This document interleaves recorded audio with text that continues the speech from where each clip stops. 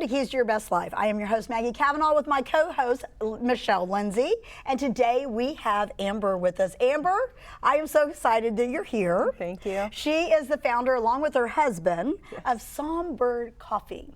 Now, Psalms from the Bible, not like a song, S-O-N-G, Psalms, like Psalms from the Word.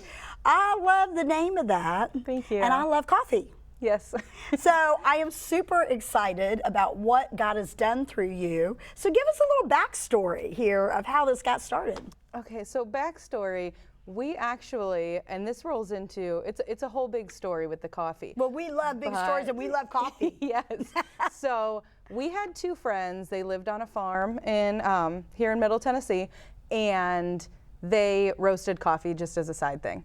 And we were buying their coffee. It was organic. It was like nothing we'd ever tasted. We had never had freshly roasted coffee. And we were buying it. We're starting to get close with them. Their farm that they lived on, this is going to come in later, just in my story, but we would hang out at their farm and we would sit on the front steps and look out and say, this is our dream home. You know, you have that one home, you pass by it, and it was our dream place. And we just wanted something like that. So our friend Floyd, who actually roasted the coffee, he passed away suddenly at 45 years old. And it was him and his wife Alita who had the coffee. So after a few months, Alita was auctioning things. She was auctioning off the farm and everything else. And we asked her what she was going to do with the coffee equipment, just this small little, you know, just a couple pieces of equipment. And she offered us to buy it all. So we bought it as a hobby. That's how it started out. But it didn't stay that way long. So we bought it and we're just roasting our own coffee. And within a few months, we were selling by the 1 pound bag. And I had always wanted a food truck. A food truck was my dream. And we got into a food truck. We were up in Hartsville, Tennessee at the time. And selling coffee, doing like salad sandwiches, and just it boomed. It boomed really quickly, our food truck did. So that is when we named it PsalmBird. We have one specific bean that we use, an organic fair trade bean, just delicious. We have looked the world over for a bean that matches this, and we haven't found one. So yeah, that was just the start of it. That was the start of coffee. So you've always been a coffee lover? No. I did not taste a cup of coffee until we bought the equipment. I had never tasted coffee in my life. So I went backwards to where my husband was like, now that you've tasted this, let's taste the normal everyday ones that everyone drinks. And you're probably going, ew. Yes, yes.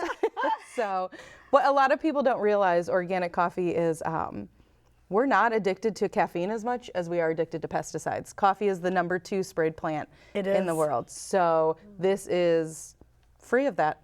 And we can, if I can make one little change in my morning to not have my day filled with chemicals, that's start off the day right. It's incredibly important. Everything that we put in our body and everything is so saturated with junk. And you're right, it really is. And everybody starts the day off with that. Think about that for a minute. Think about that for a minute. And so on the rest of the story, you talked about your dream home. You've got your truck, and y'all are working out of that, and it's expanding. And, yes. And how did the next step happen? So we lived on a mini farm up in Hartsville, Tennessee, and life was at its peak in my terms, not in God's terms, in my terms.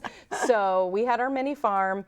The food truck was very successful, to the point that when I would park in town, in our little town, we would be sold out in an hour and a half. Wow. It was just what I dreamed of. And we were my husband and I were sitting on the front porch. It was a Friday evening, and I looked at him and I said, we have our 3 children, we have this mini farm and this business.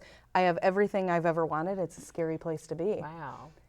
2 hours later, God just nudged my heart. I say nudged, he pounded my heart and said, sell the business, sell the food truck. And excuse me? So you're probably going, I rebuke you, Satan. But it was clear as day, and I'm like, okay, I have to talk to my husband. And I went to him, and he said, well, if I know one thing, when God speaks, when we are not obedient immediately, we know it. And within 24 hours, my food truck was driving down the road.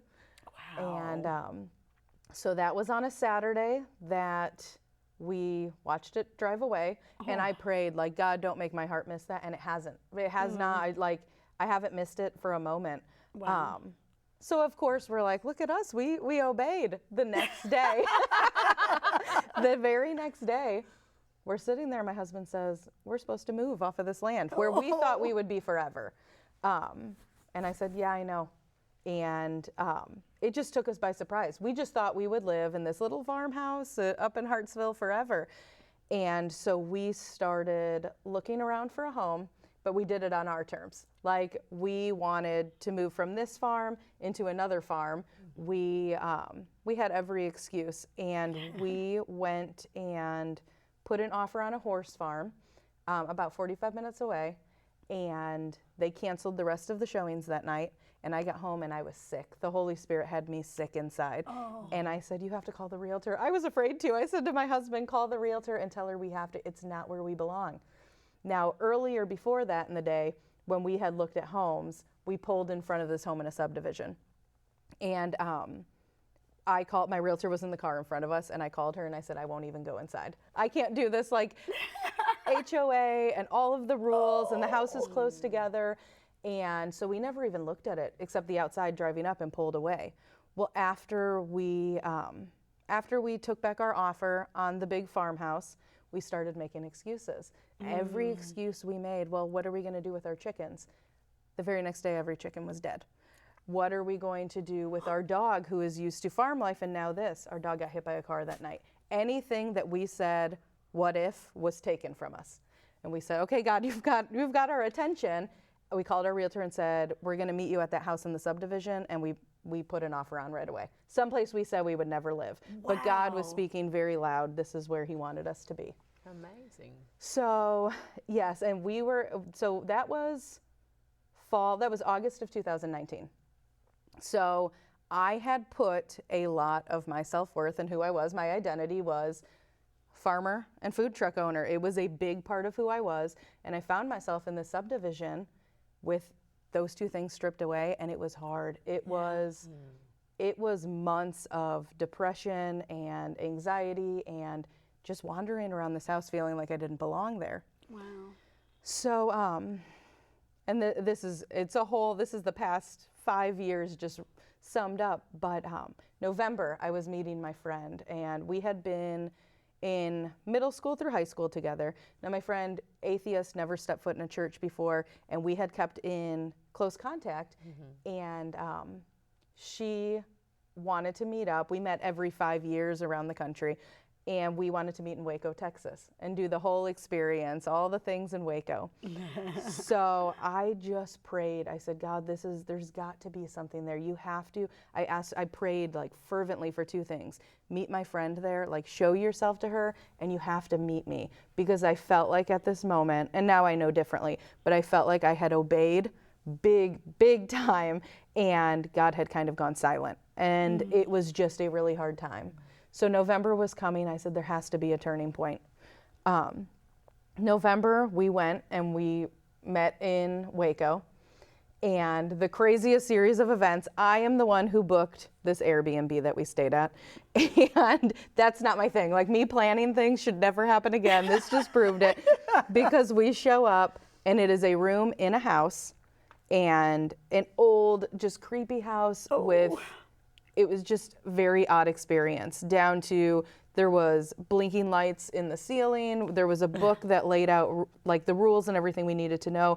And the people that owned it were like, that's not a video camera on you. That was clearly a video camera. There was, they were burning things outside the bedroom door where we stayed. It was creepy. Yes, it was not a good experience. Oh, wow. So we stayed there the first night. I'm more lighthearted. My friend was really worried. I'm kind of laughing at this experience, but we go the next day and we did the whole Waco tour. And now this is my friend, never prayed, never been in a church. We get onto the tour bus with 4 other couples, and they bow their heads and they pray before we take off, and they show us anything. So this is a new experience for her. Well, then they asked us to go around and explain ourselves, and I made the joke, if you see us on the news tonight as missing, this is where we're staying tonight. And I told them where we were. So we do the whole day. We get off the tour bus. We end at the silos, seeing everything there. And we get in the car, and my friend says, we can't go back there. And we had our stuff back at the Airbnb. We had all of our stuff there, and she goes, I've never done this before. Will you pray for us? And I said, okay, like here, So we're sitting there, we bow our heads, and I just pray for protection over us. As soon as we said, amen, my phone rang. And I picked it up, and the woman said, she goes, this might be inappropriate, but I went to the database and got your phone number. This was your tour bus driver today, and God told me you can't go back to that house tonight. Wow. And my friend's jaw just hit the ground. I said, well, we have our stuff there. And she said, if you need to, come stay with me and my husband. She actually did a lot of prison ministry out in Dallas. And she said, our home is open. We have a lot of empty rooms. And so we went back to the Airbnb and gathered up our stuff. I just told them we found somewhere else to stay tonight. Well, these people that owned the Airbnb were very intent. They were right behind me, making me very uncomfortable. And they said, when you leave here, we have friends you need to go meet. You need to go meet these people and promise me you'll follow these directions. You go down this dirt road in the middle of nowhere. And I said, okay, we will do that. And we pulled out of the driveway and just squealed the opposite way back to this woman's house who had called us, this woman, Amy. Turns out where they were leading us, cult activity, other things going on in there. So it really was, God spoke to her and spoke to this Amy woman. So that night we went and stayed at her house, and her husband just ministered to me and my friend. And I had texted her, like, my friend's a non-believer, just really, this is my hope of this trip. They made us food. She just witnessed and treated us like gold. So we're in this house, and we said, we woke up the next morning and said, this is our last day, and we go to Dallas tonight, and then we'll get on an airplane tomorrow. I said, what should we do with our last night? And she said, have you ever been to the Upper Room? And have y'all heard of the Upper Room? Whoa! Yes. Whoa! I love it. I said, oh, I've seen it on YouTube, whatever, but I haven't, I've never been there before. Sweet. So my friend, she said, well, I've never been in a church. I don't know. I don't know. I said, well, just think about it, because we'll be at the hotel and I might just sneak away. It's on a Saturday night is how they do their services. And I had just been begging God, like, okay, you need to meet me. There was so much confusion in what I'd gone through. And she ended up wanting to go, and we went, and it was an experience. Powerful. Oh, spirit-filled. I had never had that. I had spent years saying, there's a missing piece. There's a missing piece here. And it is the Holy Spirit. Like, I had God, I had Jesus. I did not have that peace. And I was almost wrecked. at a point of, yes, I was just wrecked, and it was powerful. And my friend, she was just like, she said, I've never felt so safe. Like, I was lifted on water, like something happened. I'm like, that's God. The best part of the night, so service was over. And I had felt at one time, they said, just pray over someone around you. And I had felt a little hand on my back. And after service, she must have been 15, 16 years old, this little petite girl, she taps on my shoulder. And she said, I just need you to know this. I saw your business and your farm and everything you've given up, and God's going to redeem it times 10. And my friend was like, what? Like, how did you know her? I said, I've never seen her in my life. A little prophetic chick. Yes. So I came home after that trip and was just like, to my husband, like, let me tell you about this. And he was excited because we had just felt in a wilderness season. We ended up being in that neighborhood for 3 years. Right after that, COVID hit and we were locked down. And we were exactly where we needed to be. Like, God knew. There was 3 young couples in the neighborhood with children. We got together every single night outside around a fire in a powwow and just were the hands and feet of Jesus to each other. I love it. So fast forward to last spring, actually the fall before that, November of 2021. And I am out to coffee with a friend I hadn't seen in years. And she's talking about building her dream house. So she's talking about, they moved somewhere in Middle Tennessee, but they were in the process of that. And I said, I would never have to build my dream house. And I gave the address of the farm we sat on the front porch of where we bought the coffee business from. Now, when we gave up our food truck, we did not give up the coffee part. That was, Sure. God never spoke to me about that. Right. And I was laying it all down. The animals went, the truck went, the food part went. But so she said, wait, she said, that house right there. And she goes, they're about to put it on the market. They don't have a realtor yet. Go on over there. So much to like my husband's embarrassment, I said, get in the car, and we drove up. Now I knew the new family who lived there now. I knew the family who had, and her husband passed away, and I knew the people who currently live there, not well, but we drove up, and I said, I know you don't have a realtor, but this is our heart. We want this home. This has been our dream home. They said, give us some time to think about it, because at this point the market was booming here, and we never talked numbers. We never talked anything else. So we went home, and 2 months went by, and my husband and I settled on a price that was not going to be what this home was worth at all. It just was not even near it. And I just said, we can't go above that. Our lives don't, I'm not going to live beyond our means. So after 2 months, they called us over, and we sat down. We prayed together with this family at the farmhouse, and then I went to speak and give the number that we could give. And Glenn, their names are Glenn and Daniela, the man of the house, he said, I have went back and forth with God about this. I could sell this house, pay off all three of my kids' college tuition. He said, but God gave me a number, and that exact number matched the number that we that we had.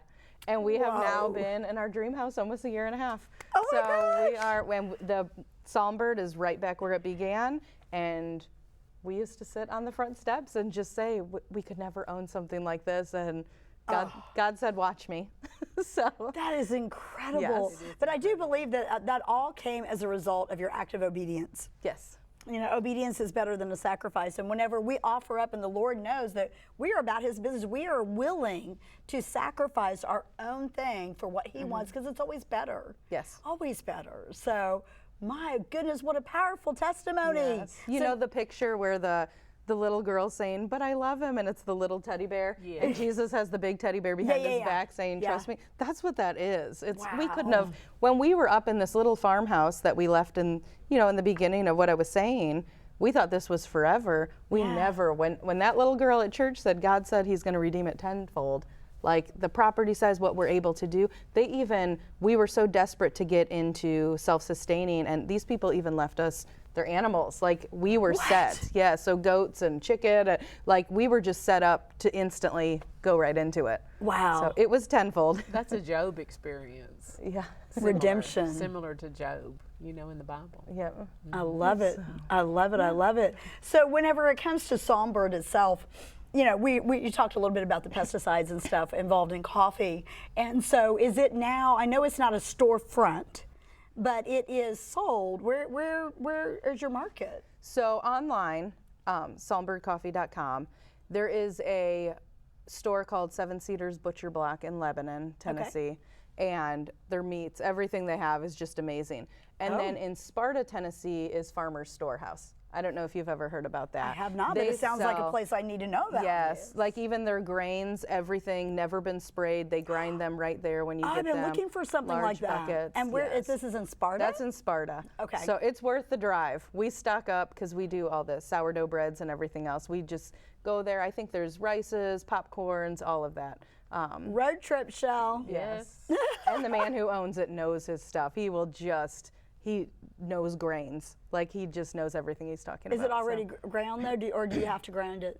No, he does it when you're does there. it, you're though. there. So Okay. it's in the berry form, I guess that is, when Yes. you get there and you leave with a bucket ground up. Unless you want to buy it the other way. So, No, I yeah. need them to do that. I Yeah. am not that, I am into self-sustainability, all Yeah. of that, but I'm not there Yeah. when it comes to the grains and things like that. We're doing more the chickens in the garden and the, learning all that. It's quite the learning curve. Yep, it is. It's well worth I love it. it all. So how important do you think it is in this season for people to be in a position to where they can create their own food? Because we were talking briefly before the broadcast about what is out there in the grocery stores. Yes. So it sounds like, y'all, whenever you look at organic prices or even like, her PsalmBird coffee or different things like that, you automatically think, oh, they cost so much. How much do you think we spend in medical bills trying to correct all the stuff that we get in our bodies? Yes. So would you say this is probably, for you raising 3 kids, this is probably of urgency with you guys, right? Urgency, and we actually, our oldest son, He was diagnosed on the spectrum years ago, and we never accepted that diagnosis over him, and we have completely cured him. God has completely cured him through the means of all naturals. It is just never a medication. We have not used any of that. And I really think right now where we're at in history is a time not only for us to get back to basics, growing our own food, taking pride in that, but a trading community. Like what have we lost the most is community bartering. And bartering. So if baking is not my thing, but if someone's making the sourdough breads and making all of this, my husband does it now, and I've got the gardening side down, making kombuchas, making other things, just growing a community, if for nothing else than our grocery bills have doubled. And they don't need to. If I have this skill and you have this skill and you have this skill, why aren't we coming together? That's what God intended. Yeah, and that's the way it used to be. Yes. I mean, you look at kids now and they don't really have a revelation of what their grandparents, did and how beneficial that was, and how there wasn't all of these diseases and things that we see now as a result of toxicity in our food. So we're super excited about what you're doing, and I had no idea what a powerful testimony God did through all of that. So is your friend still serving the Lord? I'm not sure. Okay. I am not sure on that. I know for a little bit it was, but it's been a rough couple of years. Politics, other things, and I'm just praying that when we speak again that has reignited. Yes. But the seed is planted. Absolutely. The seed is planted. I love that. That was my prayer. Show yourself to her, and that you can't deny that. Right. I love it whenever God would get, here you are in Waco, Texas, where you know no one, and someone gives you a prophetic word that this person knows is real. Yes. She'll never forget that. Yep. So I love it when he shows up like that. He's constantly showing out. So what's on the horizon for your business? Right now, we're really trying to get into more storefronts. I want people to be able to just have this. I know ordering online is one way to go, and some people like that better. Shipping prices are expensive, though, and when you can just run in somewhere and get it, especially a location like the two we have right now, where it's surrounded by everything else that's healthy, it just is going to, keep that rolling on what they buy and what they start filling their home with. I love it. I love it. I know you and I had talked about, and she's giving us some coffee for our conference. I'm so excited about that. You had talked about some caramel or something. Do you make like stuff or normally not, but for events we do some iced coffees for events like that. Okay. Usually we are just the bean, and when we were in our food truck we had all sorts of different coffees. Wow. But right now our focus is just production of getting the beans out, and we do there's a dark roast, a medium. Our black and tan is the mixture of the two. A lot of it we leave whole bean, but we can also grind to whatever machine you're using, a French press, a regular machine. So sometimes we do flavors for fall. People love the pumpkin spice and just oiling the beans. But we really went back to basics with it, though. So. I love that because, the reality is there's different tastes. Like my husband likes dark roast. I like a little more on the blonde type of side, So is there, as far as caffeine content, which is the best? If you're like, okay, most people don't know this because people always say, I want a really strong coffee. Right. And I have to say, what does that mean? And they think dark roast is the, they think dark roast because but that's not the case, is it? Taste. It is, the lighter you roast it, the more caffeine. That's when what you I make a dark roast, you are literally burning out the caffeine. That's what I thought. So if you are someone who says, I can't have that caffeine content, then we want a lighter roast, or we want a darker roast. But also, the jitters we get, it is the pesticides mostly. Our coffee does not give you jitters, and that is the one thing I hear consistently is, I'm able to drink that, and it doesn't matter if I have an empty stomach. I'm not doing this for the next 2 hours, shaking my hands, and we do not give credit to what those chemicals are doing to us. Yeah, they're very toxic. We have been on organic coffee I've been on it for about 12 years, and my husband, when we first got married, he's like, that's overpriced, and I know, I can get a whole big thing of this, and I'm like, listen, I have struggled with health issues, and I've spent a lot of money on stuff, and I'm not putting that poison in my body. Yeah. And you're married to me now, and you got to live long on the earth with me, so you're not putting it in your body either. And now, whenever we're out somewhere, and if we're at a restaurant or something, it's like, this doesn't taste right. And I'm like, no, it's because you're tasting all of that stuff. You really acquire a taste for your body tells you what it needs. God intended it like that. Well, what a faith story. What a powerful testimony of God's faithfulness and his goodness. And he has restored everything tenfold. So if you could leave the audience with a key, what would that key be? With a key, I would say just obedience, and not so many times we are looking for something, for God to ask something big of us, but we have an entire Bible telling us how we should walk. And if we cannot walk in those things, it's not going to be asked bigger. If we can't, the small things, if we're in a grocery store and we see a mom struggling, something small, and God nudges us to go up and say, hey, can I reach something for you? Can I help you? Or just telling a mom, like, you're doing a good job. Something that teeny, if we're too embarrassed or we say, oh, we push away God's voice, we cannot expect that bigger is going to be asked of us. But so many people just want, I want to be called across the world to this place. I want to do this. And those are great things. But too many people are saying, I don't hear God's voice. I don't hear what he's asking of me. We've got a whole Bible. We've got a whole Bible of things that he's asking of us. And obedience is immediate.